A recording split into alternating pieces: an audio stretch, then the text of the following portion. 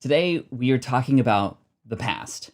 Yesterday, we talked about the future and how to prepare for what might be coming in 2021. If you haven't checked out that video, that was yesterday's live stream. But today, day 266 of the income stream. Thank you for joining me here, by the way.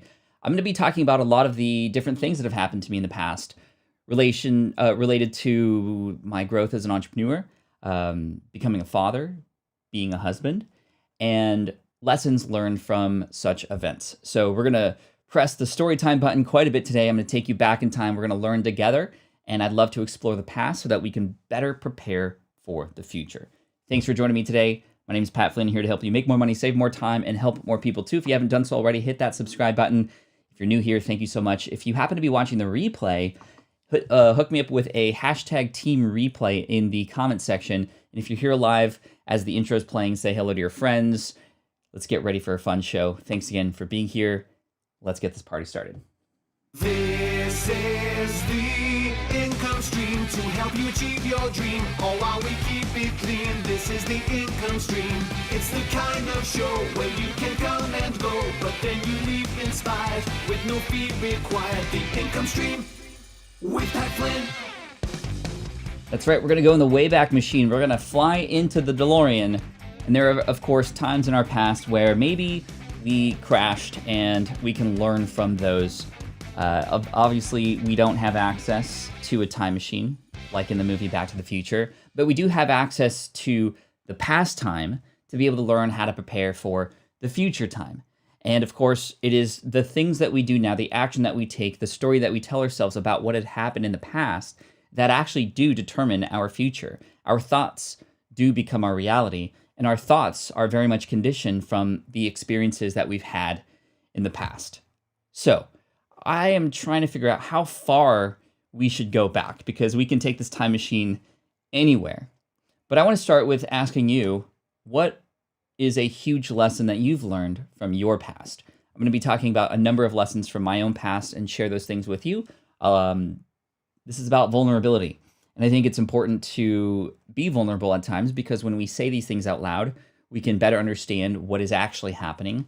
Sometimes in our brain, we think a certain thing, but when we have to voice it, when we have to actually express what has happened, sometimes it can be very difficult. And if that's the case, we might not know or remember a thing in the way that it actually happened. And when we have to share this, this is something that can actually help others too. So that's why I'm encouraging you to share something, anything that may have happened in your past that you'd love to share today. And I'm going to highlight some of these things as we go back into the Wayback Machine. And as those are coming in, I'm going to be discussing a lot of things that are within my past as well. And I do want to take you back to college. In fact, I want to start there. So let's start there, in fact. So back in college, I went to UC Berkeley. I very much was encouraged by my band director in high school to go to UC Berkeley, and it was because of the marching band. He was in the marching band at UC Berkeley, and he had a really great time there. And he was actually the student director of the band his senior year. And he said that that was such a life-changing experience for him, that he got to travel with the football team, that he got to just grow as a person, and really, really love that experience. So all throughout high school, I envisioned myself, not just going to Berkeley, but also being in the marching band too. And so that's what I did. I went to Berkeley, I joined the marching band, and I was set my freshman year to become the student director. That's a goal that I had when I entered college and I entered this marching band. So I did all the things that I had to. It was a 4-year process to get to the point where I could even potentially become elected.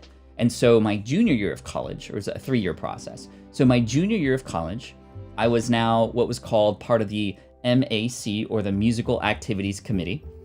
And this was a result of performing very well, always being on time, doing a lot of extracurriculars within the band, and also the year prior to that being the trumpet section leader, and that's kind of the ladder I was climbing. And the next part of that ladder, the next rung, was student director. And the student director was, like I said, the person who actually gets to travel with the band, who creates all those events, and is actually in the stands directing the band while on the field, while in the stands. The drum major is the one with the little baton who is directing the band while on the field. I'm directing the band in the stands and having to work with and coordinate with the football team and other committees that are involved during the football game. Anyway, I was super stoked on it. So junior year, spring semester, we had just finished our fall marching band season or football season, and it was time for election. And I was running for student director. And of course, during this time, I'm running a campaign and I'm telling people what my platform is like, very political actually. And this is a student-run band, by the way. So it was all student-driven. Students were the directors of the band. Students were, voting for certain things like who's student director. And so I was up against somebody who was actually a really good friend of mine. And I remember presenting a speech in front of the entire band during a banquet. And I thought I did a really good job, and people were clapping and they were really excited. I had a number of people say, you got my vote, Pat, and I was really excited to be student director. I ended up losing by 1 vote. And this band was over 300 people. And if just one person changed their vote, it would have been the other way, right? Because a vote would have been taken away from the person who beat me, and then it would have been added on to me. So I lost by 1 single vote. I demanded a recount. I didn't cry like a baby, that's all I'm saying, but I was very, very disappointed, very, very upset. And that was my only chance, right? Because I was a junior heading into senior year and I was going to graduate the year after. But this was a goal that I was so determined to get that even though I wasn't going to get it, I wanted to figure out if there was actually a way to make it happen. And so what I ended up doing was discovering that I could, in fact, after graduating, take an additional course that would still have me enrolled in the band, which would then allow me to, if I were to get student director the next year, to stay in the band 1 more semester and actually be qualified. It was something that I presented to the higher ups at the time, and I told them that I was really determined, and I found out that in the constitution of the marching band that this was actually a thing. As long as we were taking a course, we could be enrolled in the band, because I didn't just want a bunch of outside people who weren't enrolled in the school to come in, right? So what happened is they were like, okay, well, you obviously have to get elected first, but if you can prove that you're going to be taking this course in your fall semester of your 5th year of college, then yeah, we'll allow it. So I ended up running again the next year.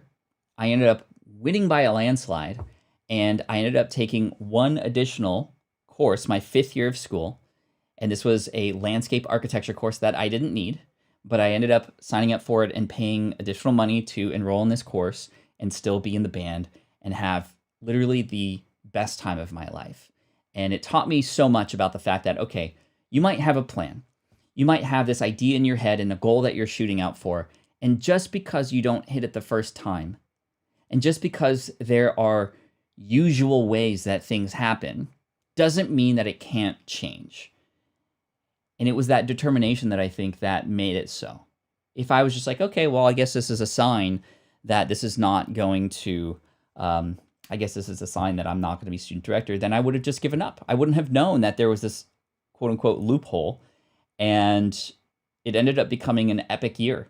That's the year I met Aaron Rodgers. I got to also high five him. He was the quarterback at UC Berkeley, while Marshawn Lynch was the running back. It was the best year of football during my 5 years there. So that combined with the ability to, go to the football games and meet people and travel, it was just an amazing experience, life-changing. It was also life-changing because it was that student director position that allowed me to, and if you've read my book, Let Go, you'll know the story. It allowed me to get invited to a special dinner because the higher student committee in the band was able to get invited to this dinner that was hosted by a restaurant owner of Momo's restaurant outside of Pac Bell Park, or AT&T Park as it's now known, which is where the Giants play in San Francisco. And the owner of Momo's was a former band member. He played sousaphone, and he's done very well, and he invites the student committee every single year to come and have dinner. It was at that dinner. And again, I wouldn't have done that if I didn't kind of step up and try to get things the way that I thought things were supposed to be. that's where this person said, you know, Pat, I know somebody who could potentially hire you in an architectural position. I went to school for architecture, and it was at that dinner that the founder of that restaurant introduced me to John Melly, who is the principal and founder of MBH Architects, which is where I started working immediately after I graduated. I didn't even have to apply. I just went in for an interview because of that connection. And that taught me the power of relationships. Because again, another case of things not going the normal route.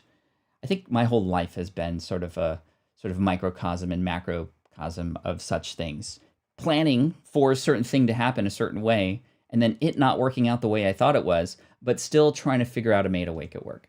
So anyway, as I was getting ready to apply for different jobs as an architect, this amazing relationship happened. I got introduced, and that taught me the power of relationships, the power of knowing people. If I could go back into my past and tell my younger self, my high school younger self, a piece of advice, it would be this: talk to and befriend as many people as possible, because you never know, that next person you meet might have that connection you need. They might have that information you need. They might be able to support what it is that you're trying to do right now. And I was so shy as a kid. I was somebody who was very afraid to raise my hand in class. I was very afraid to make new friends. And as a result, I think I was removing the number of opportunities that could have happened. But again, growing out of my shell in college, being a part of the marching band, becoming student director, and then now this relationship from this architect who knew the founder of this restaurant, amazing. And that's what led me to get a job in architecture for 3 years, which then led me to getting laid off in 2008, which led me to creating this resource to helping people online, to help people pass a particular exam that I took as I was climbing that corporate ladder. And lo and behold, here we are.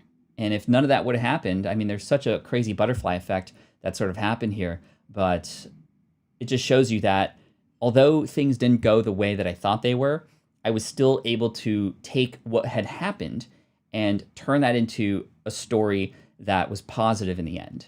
And there were many cases, especially in high school, where certain things happened to me that I rewrote that story a completely different way. I started to tell myself things like I wasn't good enough, or I wasn't, I wasn't, good at something, or that I wasn't somebody that people wanted to hang around with, that I was too short, all these things that I couldn't control, but I made up a story and sort of had confirmation bias working for me to prove those things right. But that was just a bias, obviously. So anyway, the king of turning lemons into lemonade, Uncle Bill Dube is your friend, Pat. Thank you, Bill. I appreciate you. Networking is a big area not applied, sad, kept in my small circle. Pat, me too, says Miss Boyce. I was very introverted too, shy still, in a way, but now I would stand up for myself. Good for you. I'm late to the party. What's up, Kenny? Good to see you here. Thank you so much for being here today. Pat Flynn, how many votes did you win by the second time? I mean, I won. I had over 70% of the vote in band my fourth year to become the student director, the fifth year, for sure. Pat Flynn, I've learned that my own insecurities in the kitchen were preventing me from using my natural gifts and experiences to build stronger attachments with my bio, foster, adopt kids. Wow, that's amazing, Kibby. Thank you for sharing that. That's so cool. Let's see. Hello, Pat. Now I found that, this is from his voice, when I once had a few bad experiences, sometimes one could magnify the situation in the future, cause of bad experiences. However, I think it's important to have a good mindset. Absolutely. And that's why we're talking about this today, for sure. Just so y'all don't think I'm crazy, I use this profile on my personal computer when I'm here just as Joe Mobley. It's because I'm on my work computer. What's up, Joe? Good to see you here. Appreciate you for that. There's Grandma Goody. What we envision has great power for good or for bad. So be careful what you envision. Indeed. Glad to see you here today, Grandma Goody. Sorry you were having issues yesterday. Bill says, lesson I learned from my past life as King of England is that plagues have to be dealt with and that every day this side of the dirt is a great gift. And Uncle Bill. Thanks, Bill. I see your comments about my other book. There's also another Pat Flynn who wrote a book called How to Be Good at Almost Everything. There's a lot of Pat Flynns out there, but anyway, just super grateful that you're all here today. Let me tell you another story back in college related to something that happened in a way that I didn't think it would, but it actually ended up becoming something great, right? And again, this is sort of the theme from today. We can't control the things that happen always, but we can control how we react to them. We can control the lessons that we learn. And a quote from James Wedmore that I once heard, I don't know if he started this quote or what have you, but I really want to give credit to where credit is due. And that quote is, with whatever happens, you either get the lesson or you either get the result you wanted or the lesson you needed. And in many cases, I've not gotten the result I wanted, but when you see these things as lessons or opportunities for growth, then you will have still won, even if you failed, right? So this story, let's do story time again. I need like multiple story time music in the background because we're going to be using this quite a bit today. So let's pop on that music. Ryan here says, when I went through my divorce, it was what motivated me to find my desire to become a firefighter. That's great. Stephanie, attorney I ended up working with for 25 years. I almost never interviewed with, but when I did, I knew he was my kind of people. He was wearing a Mickey Mouse watch at the time. Great sense of humor. That's cool. So I want to take you back to college again. In addition to being in the marching band and being in architecture, my sophomore year, I was on the rowing team, or crew as it's called. And of course the lightweight crew, because I'm a lightweight kind of guy, not the heavyweight crew. The heavyweight crew at Cal is in fact one of the top crews in the world. And I remember one day on the bay in Alameda, California, which is where we were practicing. We were rowing and we were practicing, and our director or captain or whatever you call him told us to stop, right? Not the coxswain, but the guy who was actually training us from a boat who was sort of next to us. He told us to stop and just wait, and we didn't know why. And then all of a sudden, in the distance, we start hearing this. We start hearing whoosh, whoosh, whoosh, whoosh. Like it started getting louder and louder and louder, sort of like a Viking ship coming towards you. And then all of a sudden we see these like enormous men on a small boat, like just shoot by us in like record speed. The Cal crew is crazy. They recruit from like Iceland and Finland and all this, like anybody who's over 250 in the Netherlands, who's over 6'5" is on the rowing squad. Anyway, that was really inspiring and very scary at the same time. But I got into rowing because my roommates at the time were rowing, and they invited me to come into a workout, and I just really fell in love with this idea of waking up early, working out, being a part of a group, and focusing on my fitness and health, and plus the competition aspect of it. I wasn't on the A team, I was on the B team, on the B boat, and the boats that we were on had 8 people, and typically it's actually 9. It's 8 rowers and the coxswain who's at the back of the boat, and the boat travels backwards, by the way. But, excuse me. But it was a fun time. It was an absolute fun time. Now, I was very active at the time, too. I was also on an intramural soccer team. And during one particular match on the pitch, I had attempted a bicycle kick, and I completely missed the ball.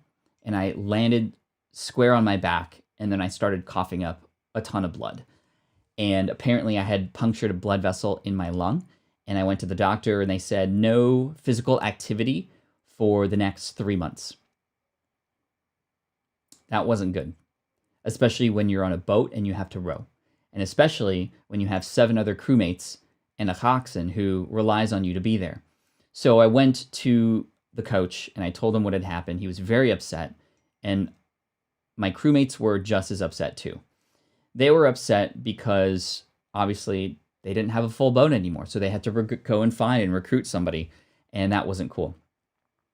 So I felt terrible. So I wanted to give back like I always do in whatever way I could. So I always still went to practice, and I would clean the boats while everybody was out in the water. I would make sure the ergs or the ergonometers, the rowing machines were all great for them. I would be encouraging, try to be motivating, but I couldn't row at the time, and it was kind of a disappointment because it was, I let my team down.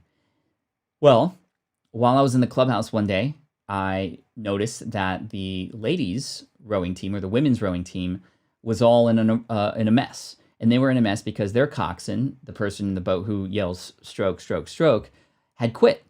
And she was this 95-pound lady, woman who just had some sort of quarrel or quibble with the team. And so it just, the ladies didn't have a coxswain. So I remember being in the boathouse, scrubbing the boats, seeing the women just kind of sitting there getting upset and needing a coxswain to do practice. And I was there by myself on the fringe of the clubhouse and just looking at them like, hey, what's up? And so I talked to them and I'm like, well, I know how to cox because I've been on a boat before. I can do that, although it's kind of unusual, number one, to have a man be the coxswain for a women's team, let alone the person who's the heaviest. I was heavier than all of them, and typically it's the coxswain who's the lightest because you want to save weight. You want to have that person sort of be at the back of the boat so the boat's higher, not down, so it travels faster. It's more aerodynamic. And so I ended up being the coxswain for the women's team. And I remember the first day, it was just very strange, like to command this group of amazing women who would then pull this boat in any which direction. And it actually was a really, really fun time. So fun, in fact, that they invited me back the next day. And then the practices started to get more and more serious.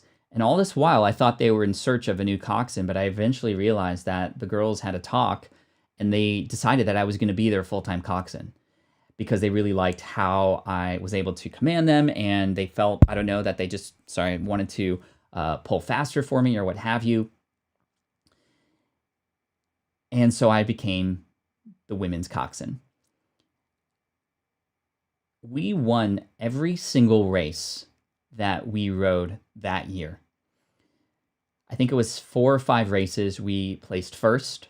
And I have very specific, very vivid memories of me on the podium, right? The first place, second place, third place podium. And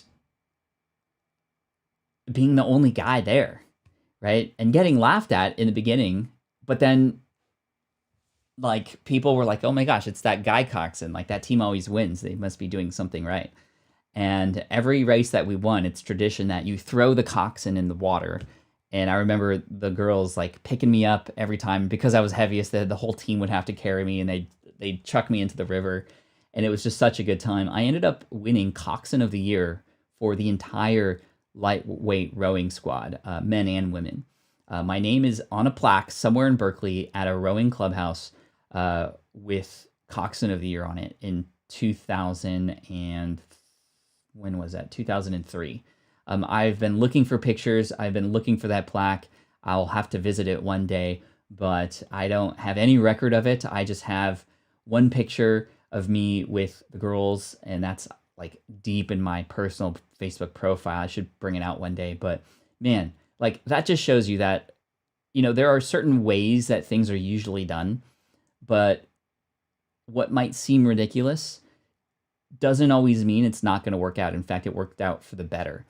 I ended up sticking with the rowing team through summer, and then come fall, I ended up dating one of the girls, and it didn't go well, and then I ended up leaving crew altogether. So that didn't work out.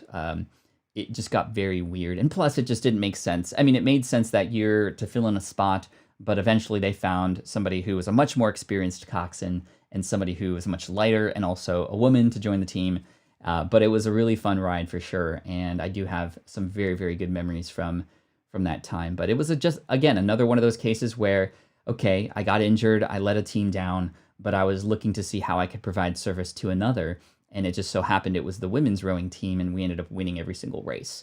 I felt bad, though, after every race, because literally, like, if you just imagine, I'm sitting in this boat, and I'm, like, just telling these women to row as hard as they can, like to a point where they're almost throwing up by the end of the race. The races are usually, we had a few 5,000 meter races, so those were the more longer ones. The 2,000 meter race was typical, and we would basically have 6.5 to 7 minutes of just crazy rowing. And like in the middle, like I would see all these women sort of working in cadence, and then like literally I would see us next to another boat, and I'd be like, oh man, I'm going to push them hard here, but I'm sorry. And we would do like a power 10, which is like in the middle of the race, like putting all your power into the next 10 strokes to get ahead of the boat. And it was just super fun because you could see the boats, they don't travel smoothly. It's every time you row, there's like a rush, right? Typically like when you hit the accelerator on your car and you get that sort of like push, it's like that, but with every stroke. And I remember the power 10s, like just feeling the breeze behind me, but just kind of relaxing. The coxswain does have to steer, though. There's 2 strings on the bottom on the left hand and right side that control the rudder in the back. And so I have to make sure we're going straight, but they're providing all the power. Just super fun. Just super fun. Super fun. Jael, hope you're having a good day. Hope you have a better day. You seem to have something going on, but wishing you all the best. Thanks for being here and adding to the algorithm. So yeah, super, super fun and really cool. So again, another one of those things that, in the past, it's like, wow, that's terrible that happened. I let a bunch of people down, but was still able to provide help to somebody and make it happen. So yeah, amazing. Love the power tens. That surge was like, exactly. Now I want to go back and get back on the rowing machine. I actually do have a rowing machine, and actually very proud of my son, who has been rowing every single morning for the last 4 days. Just 4 days, but that's still great. And he's getting faster every day. He wanted to show me this morning that he was able to crack 3 minutes for his 500-meter row, and it's getting me inspired to want to get on the machine again. Probably the best workout ever. So yeah, that happened.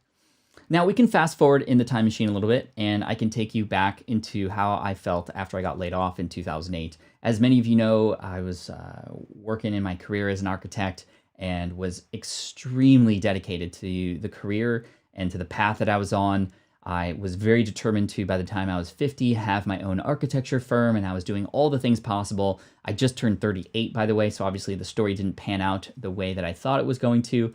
But I was taking extra tests. I was going into AIA, architectural meetings that I didn't have to. I was promoted to job captain, and I had a team under me, the youngest person at the age of 25 to have such a role in the architecture firm that we were in.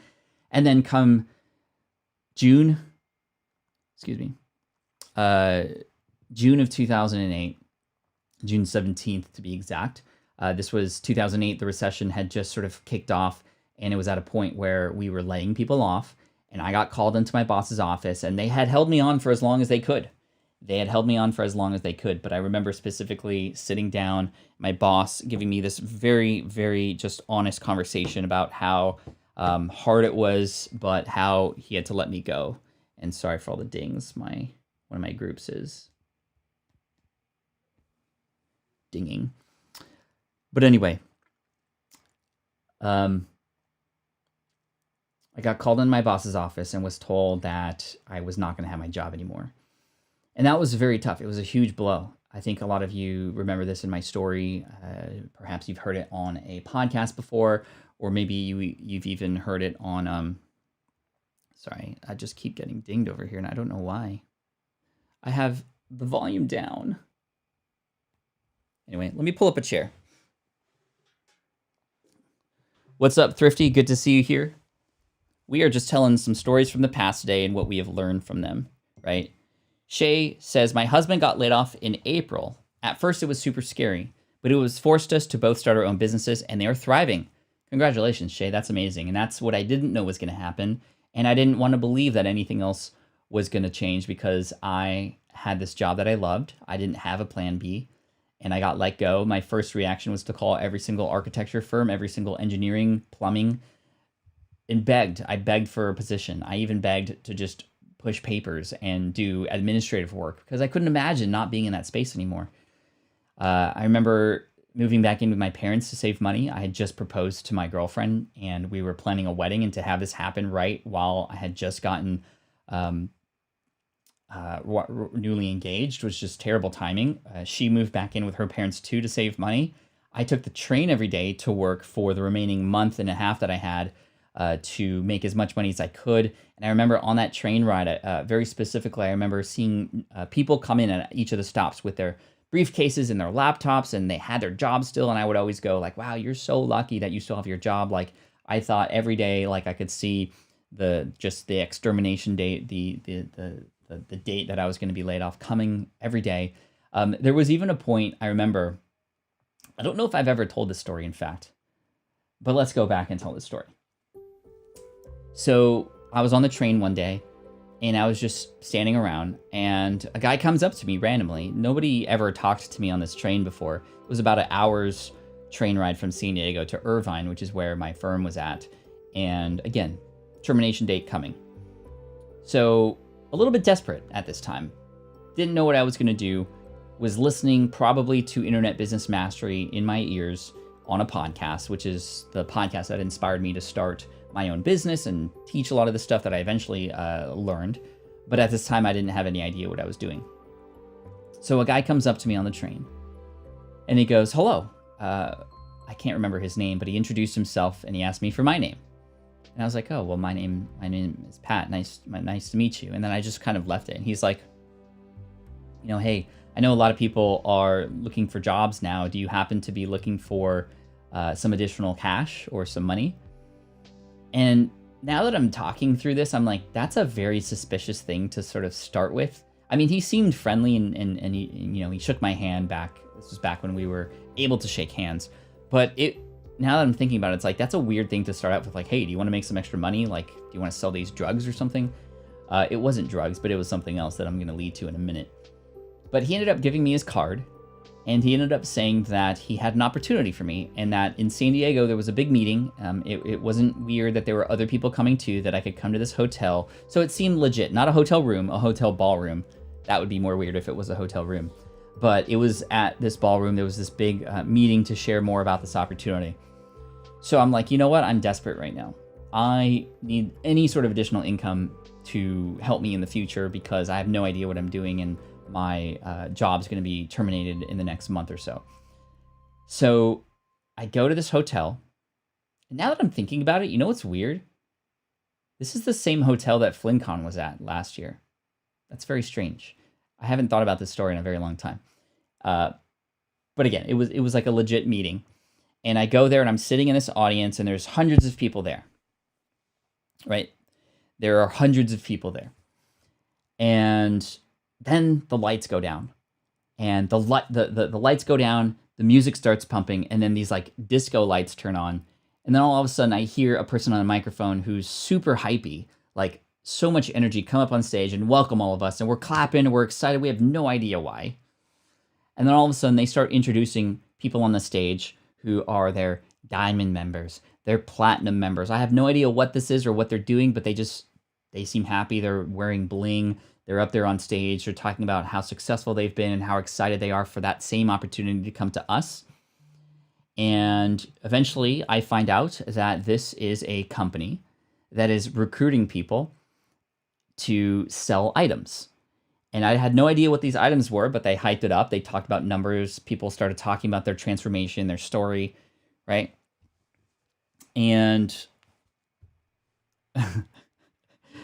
and Mark and many of you here are calling it, yes, disco lights.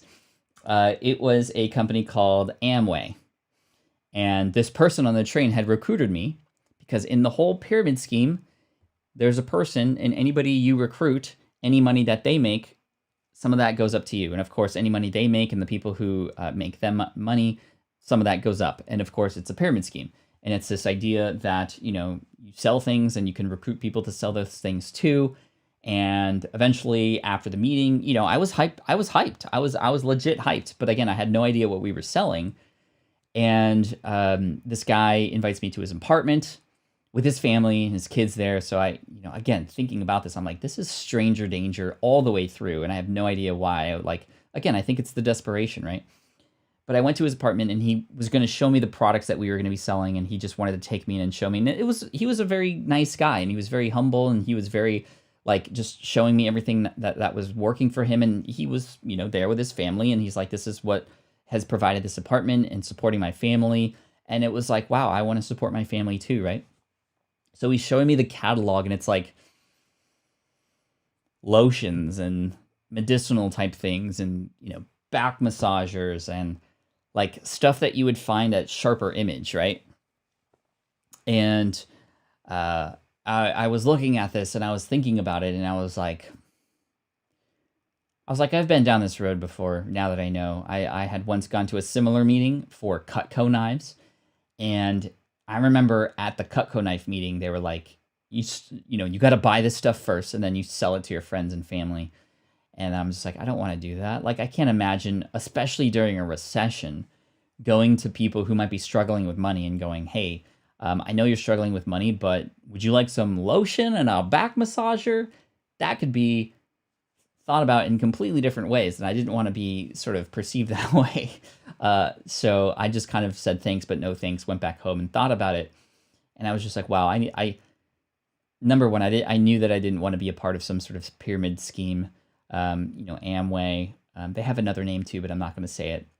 But it starts with a SC and it rhymes with Amway.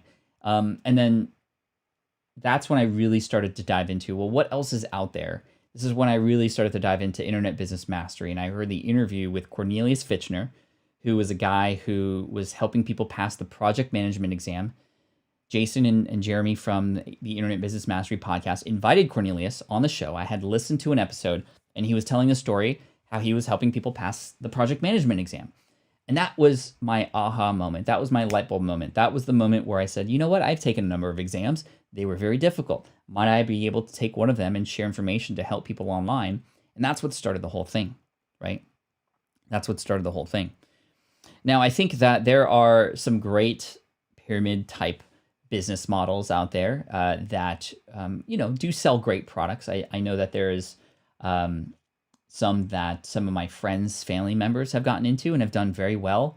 There's like what's the Lululemon equivalent? There was like Lulumon or Lumon, or there was like a yoga pant type company that has been apparently very successful for some people. But again, it's those who are at the bottom of the pyramid who suffer most, who often just get a few sales here and there and don't really see anything from it. It's those who have started earlier. But yeah, anyway, it was interesting. That was interesting. Yeah, I haven't really told that story before. I don't think I have.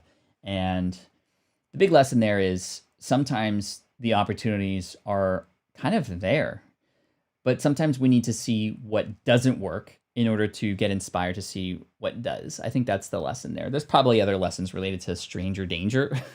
Lularoe, yeah. Mary Kay, Tupperware. My mom was into Mary Kay. She would come home with like all these ribbons and awards and stuff. She didn't come home with a pink Cadillac though. That she wasn't up to that level. Avon, Pampered Chef. I've heard of Pampered Chef as well. But yeah, these opportunities are out there, and again, I'm not saying that pyramid schemes are bad, but I do have some negative bias toward them based on how I was almost roped into that and into a business model that I just don't feel personally that I want to be a part of. And it's up to you to make your own decision on how you feel about those things, right? But I will say that negative, that experience, that realization that that's not what I wanted to do helped me check off a whole bunch of things on my list of, okay, are these possibilities? Meaning, sometimes we have a bunch of ideas, right? And sometimes we have to just give some of them a shot to understand, yes, this is definitely not for me. I would much rather live a life full of oh wells than a life full of what ifs. And I got to tell you, like, if I didn't take that opportunity, and yes, you still got to pay attention to stranger danger, obviously. But if I didn't go there, I would have still considered, wow, what if that was the big thing that I should have done instead? What if that was an opportunity and I completely missed the boat? Well, I at least explored it a little bit to a point where I'm like, okay, even if this were to go well, I wouldn't be happy with it. I'm good. I'm out, right? So now I can take those things out of my brain and focus on finding another solution or putting more energy and effort into something else, right?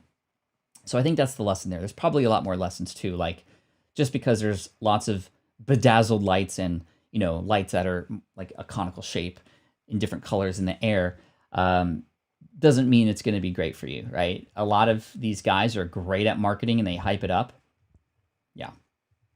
Now this reminds me of another story that I want to tell. This is story time with Pat Flynn today, right? This is story time with Pat Flynn. And we're going back into the past and we're considering lessons that we can learn from those experiences. And I hope that this invites you to, even just on your own, think about certain things that have happened in your past, because a lot of times it's the past that helps us write the future. It's why we study history, so we can learn from what has happened. But within ourselves, I think we need to do this more.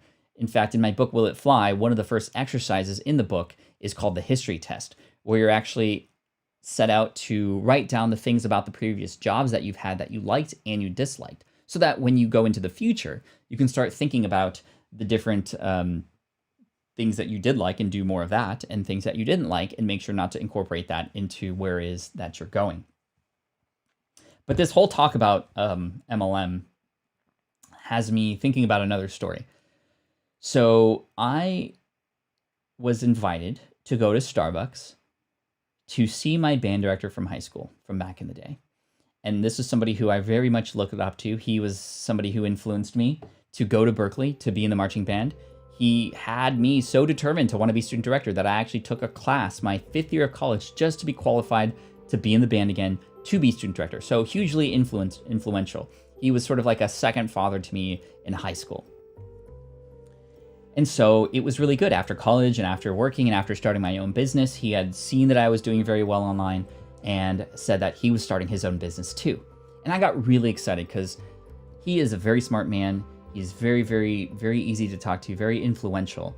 And so I was really excited to just trade secrets with him, right? And just chat and catch up. This guy inspired me. So I went to Starbucks. I met him.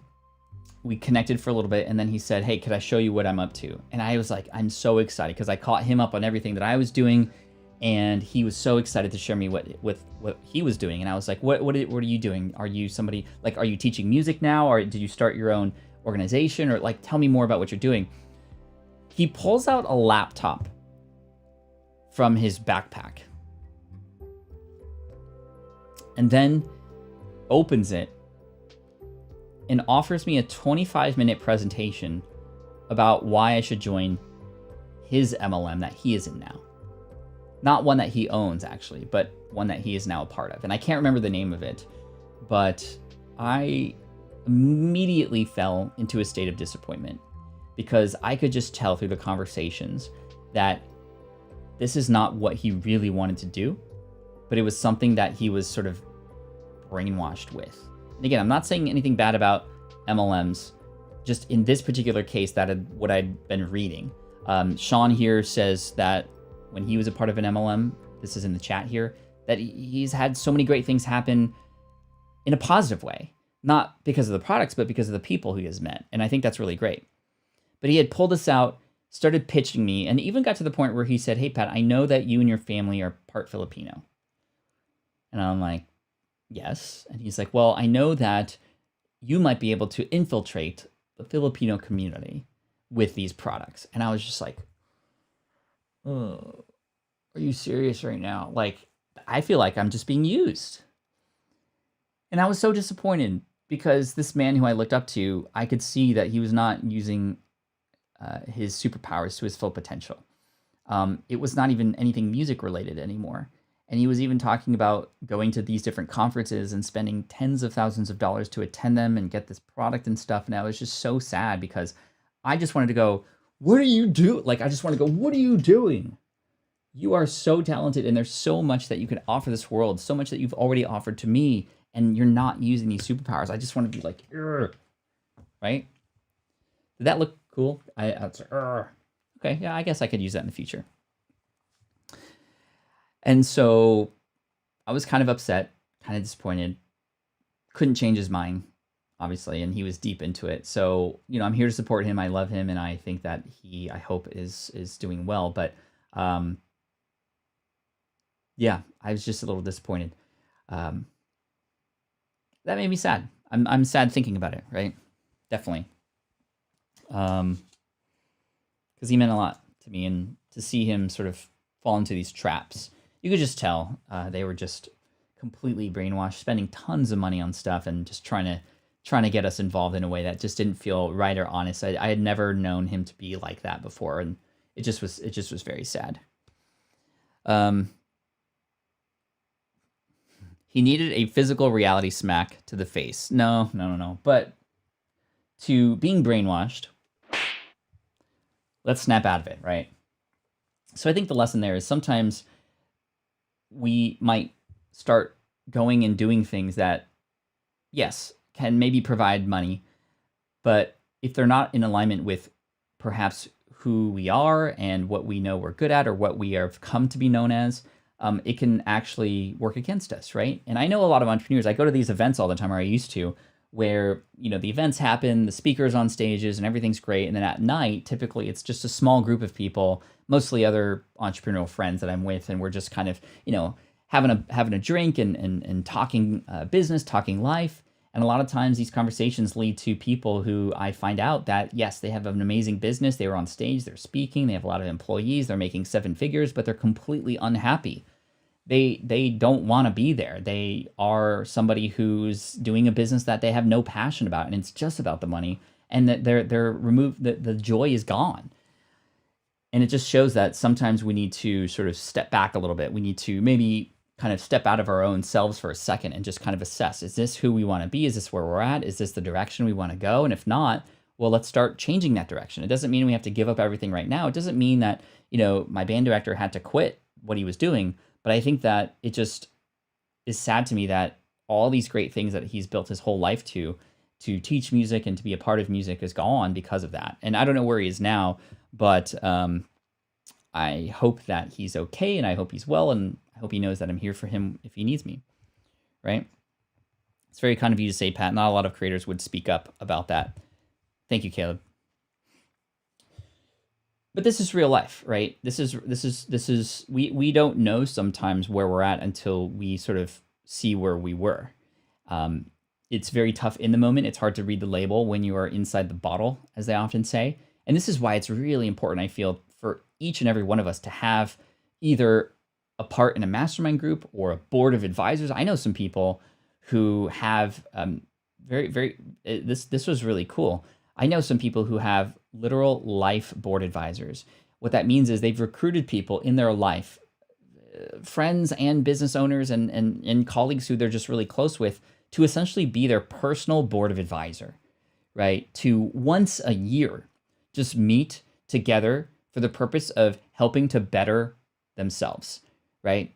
So recruiting people and just being, hey, would you mind being a part of my personal advisorship board? What does that mean? That means that once a year we just get together and I want you to just be brutally honest with me and see what I'm not seeing. And I'm going to come to you during that time with where I'm headed. And I want you to just give me that honest feedback and help me through any ruts that I might be in during that time. It's no commitment other than like a 2-hour call once a year. And I thought that was really smart. I sort of have that. I have that with, certain people in my life who I connect with on the regular anyway, but I don't have a formalized board of advisors like that. But I really like that. What's up, Osma? Great to be here. You want a fun go to L. Ron Hubbard's Scientology meeting early? Yeah, I don't know if I want to do that. I've been down that road a couple of times, but it didn't feel right. But I was talked into it, says the Nordic Hunter. It was short-lived both times. I won't ever do it again. Huge scam. Thank you for sharing that. Peasant Uprising here saying, have you ever had to kick someone out of your mastermind group or advisory board? Yes. One, because they were just taking advantage and not providing value back. Another one, because it just wasn't a right fit, and we all kind of left amicably, in a friendly manner. Amicably, is that the SAT word of the day? Let me research this, because now I'm just curious. Amicably, is that in a friendly manner? In a friendly, peaceful manner, yes. 1,500 on the SATs. I did not get 1,500 on my SATs. I got like a 780. Or 1,600, right, is the top. I got like a 780 in math and like a 540 in English. It was just, I had a really rough day when I was taking my SATs. Isn't that crazy how like one day with so many variables, how you feel, how you woke up, the food you ate, how you exercised the day, like whatever, all these variables leading up to one test within a certain period of time that changes the whole course of your life. That's just insane to me. Anyway. Yeah. Talking about the past, but look to the present and smash that like button, says K-Walk. Thank you, K-Walk. We got all three moderators here, K-Walk, Samson, and Peasant Uprising. Thank you again for coming in here. If you just, thank you guys. Make sure to follow them on YouTube if you can. Yay, I used the right word. Cool. Some of these words that you almost had me say for the secret word were very difficult. I didn't even know what they meant. And I'm glad that we got fringe, and I used the bonus word today. Did you hear that? Conical. Fringe was much better today, though. Imagine how many new words we've added to our vocabularies in the past 266 days, right? Yeah, that's crazy. I'm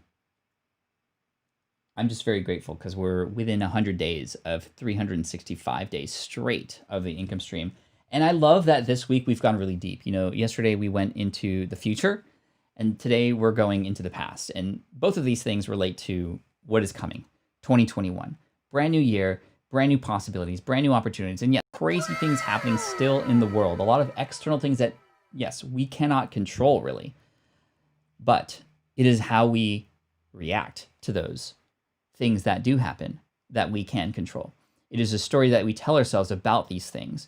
And of course, there's probably things in 2021, knock on wood, that we can't even fathom that are going to happen yet, both good and bad. But whatever the case may be, number one, we have each other.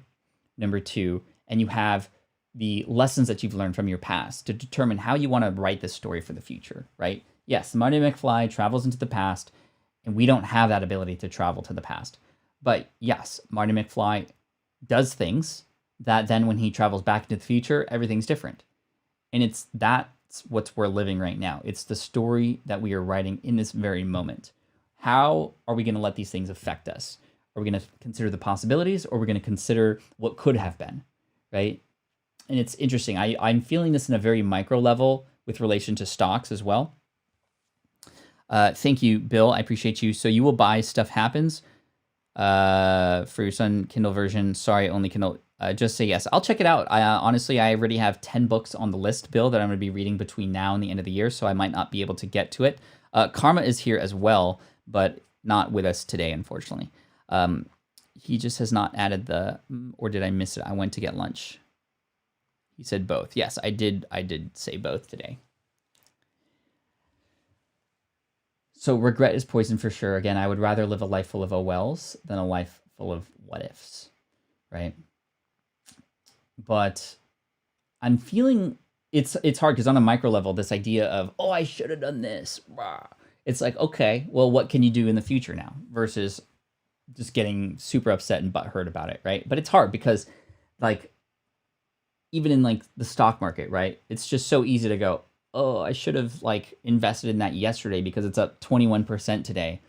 And it's just like, okay, well, what are you going to do about it now? Or how are you going to be ahead of it next time, right? It's just so easy to get down on yourself and think about that. And it's hard because we have relapses, right? We have relapses in how we know we should behave. And when we're in the moment, it can be very difficult and we can forget our way sometimes. I don't know if Roberto Blake is here, but he had tweeted this morning. A lot of you know Roberto. He's been a guest on the show here before, and he's our friend. Check out his channel. He's almost at 500,000 subscribers on YouTube, which is just insane. He shared a video the other day where he was being very open about his numbers and what he was doing and what he was trying to teach people. And then he had a single comment that was like, oh, so you're going to be one of those fake gurus now? And I'm sure Roberto would be okay with me sharing this because he shared it publicly on Twitter. And Roberto kind of took an approach that was very unusual for him. He got very defensive. He started to get very loud about trying to prove this person wrong and sharing more and more and getting very disgruntled about, well, what else do I have to do for you? Like, I'm proving myself, aren't I? Like, what do y'all need? Like, and he started getting really upset about it. And he took to Twitter like he always does to just be very open about how he was feeling. And I think it's just one of those moments that, and this is for everybody, even people like Roberto who are way up there and who have done this for years. We still can forget. We still can lose our way sometimes. And this is where the community that he has spoke up and said, dude, why are you getting upset about this guy? And I even commented this morning and shared some thoughts, and he ended up texting me personally to say thank you. And I think that's really key because when I was in a time like that too, I had gotten help from the outside as well to help me stay grounded. There was a point in time where I had a hater who left this really nasty long comment on my website. I deleted it, but he ended up copying and pasting it on every single website that I was featured in the world. So hundreds of instances of this comment, and that's a place that I couldn't go delete them. I started to get emails from people saying, Pat, why is this person leaving such hateful stuff about you? I eventually come to find out after literally taking 3 weeks off and just shelling up in a hole, like, you know that scene in Ace Ventura where he's like, or there's many movies, I don't know why Ace Ventura came to mind, but when he's like naked in the shower, just like crying in the corner of the shower. It's like, that's what I felt like for 3 weeks, just because of one person. And I had Derek Halpern reach out to me and go, yo, you got to get up and get back on the saddle, because every second you're wasting on a hater is a second you're taking away from those who need you or need to get inspired by you. And I literally told the same thing to Roberto today, and he messaged me to say thank you. So even big creators who've been in this for a while fall under those traps, and we start to read into things more than we should. And so you're not alone, especially as a brand new creator. This is the world that we're stepping into. When you put yourself out there, you open yourself up to haters, trolls, comments like that. And as long as you know who you're in this for and why you're doing it, then you're going to be okay. And if you can have a support group or some other people around you, your board of advisors or your mastermind group, or even just friends and colleagues, they can support you and help you when you forget. Because we will forget. I forget, you will forget, we all forget. But we have to stay in this together, right? Ugh, haters, great speech. The Psychology of Human Misjudgment, Charlie Munger. Thank you, Bill. Pet Detective, what's up, Jeff? Good to see you here, my friend. Yeah, I asked my wife, because I was about Keanu's age when I saw Ace Ventura. I was 10. And it's, again, this comes up every single week, I feel like, when we talk about movies. I asked April, like, should we watch Ace Ventura tonight? And she looked at me like I was insane. And then I started thinking about it, and it was actually an insane thing to propose. Like, I'm even thinking about that final scene in Ace Ventura, how they catch the guy. And I'm like, oh, okay, yeah, I definitely don't want to share that with my kids. I don't know why. It's just all I remember are the funny antics of Jim Carrey. But then I'm like, oh, yeah, there's those parts too that I shouldn't share with my kids. I am trainer of the dolphin. What did Ryan say? What about Mike Myers, Love Guru? Love Guru. Dude. Great to see you here, Jeff. Thank you. Sean Sales in the house. Shout out to the new Sweet Stream podcast starting in Belfast, Ireland very soon. We'll keep you posted. Nice. Congrats and good luck on that. Would you interview Michael J. Fox? I would absolutely jump for joy if I had the ability to interview Michael J. Fox, for sure. Best opening ever, though, for sure. Cosplay is when you dress up as a character in a fandom at a convention. I was Granny Smith for Brony conventions. Got invited on stage. Big hit. No way. That is awesome. We need pictures. Pictures or it didn't happen. No, I'm just kidding. But that's amazing. Yo, so we got 2 minutes left. Does anybody else feel like this hour always goes by so quickly?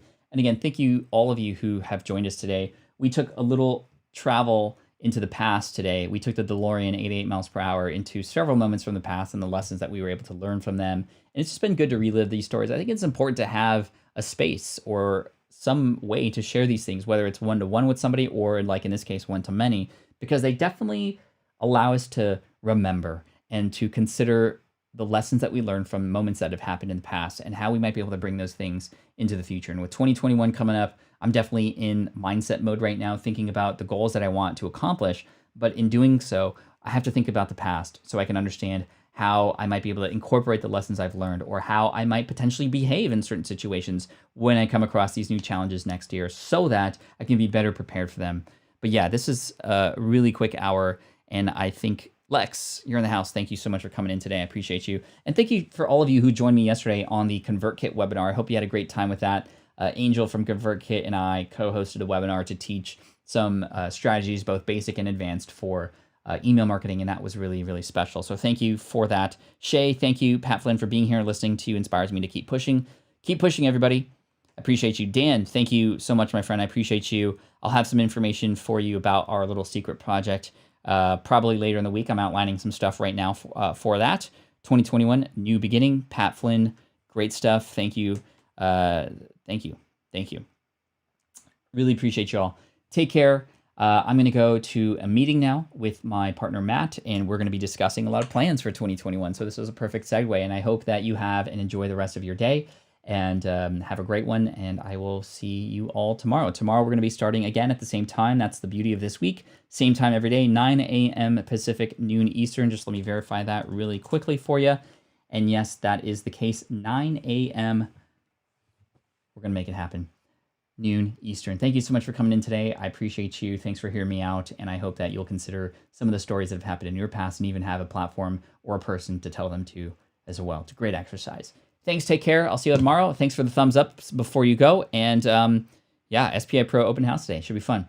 Cheers. Take care. Peace, y'all. Thanks so much. Team Flynn for the win. This is is the income stream to help you achieve your dream, all while we keep it clean. This is the income stream. It's the kind of show where you can come and go, but then you leave inspired with no fee required. The income stream with Pat Flynn. Thank you all for being a part of the community, for all of your support, for being here. We got Ariel, Stephanie, Asma, Dawn, Bernard, Peasant Uprising, Daniela, Michael, Jeff. Thanks again for your time today. Appreciate you. We'll see you soon. Peace out, y'all. Bruh.